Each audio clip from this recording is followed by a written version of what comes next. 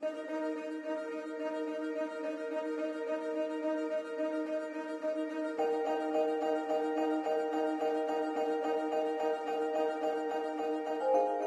painted for a really long time. I started taking private oil painting lessons when I was in 6th grade, and so that was kind of where it was set, and then I continued to paint and never stopped from then on.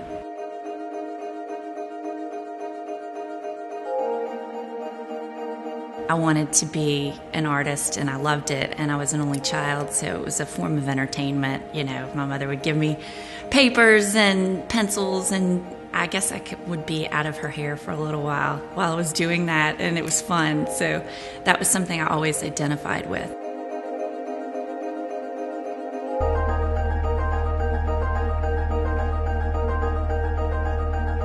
I kind of realized at a young age that you got to get your technique before you can get to the point where you have your own material.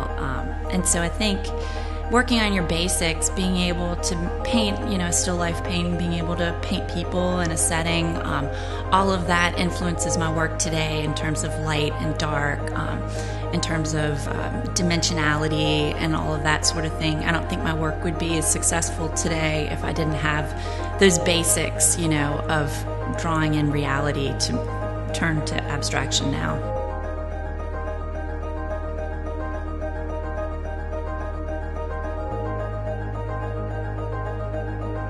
There's just such a great creative scene here and so many creative people that I was naturally drawn to that, and it was closer to home.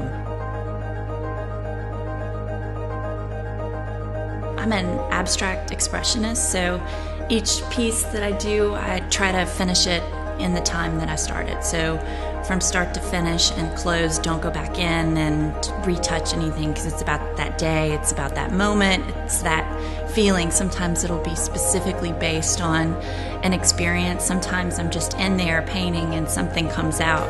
I realize later what it was exactly about.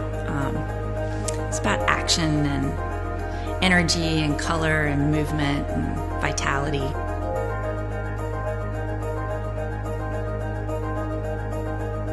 I guess it's always, flattering when people are interested in what it is that you do. I feel like the work is very strong with color and line, and it was, getting it out there was so great because it's something that people could identify. And then once someone had one in their house, then other people were curious about what that was, and then it kind of spread pretty quickly based on, I think, that it's such graphic, colorful, recognizable kind of pieces.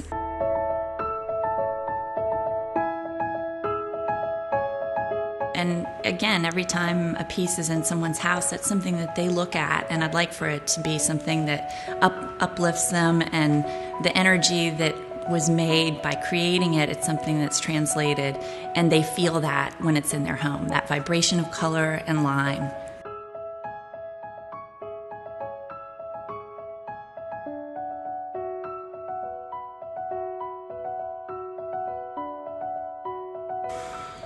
I guess it's just about creating these landscapes of color, line, texture, and energy, and what happens between the colors and what happens between the lines. Whether it's filling in or whether it's making the depth go through, or you're making something that's more on the surface. A lot of times it's just aesthetics. It's something that's automatic. It's working through me right away. Other times it's something that's more of an emotion that's working through it.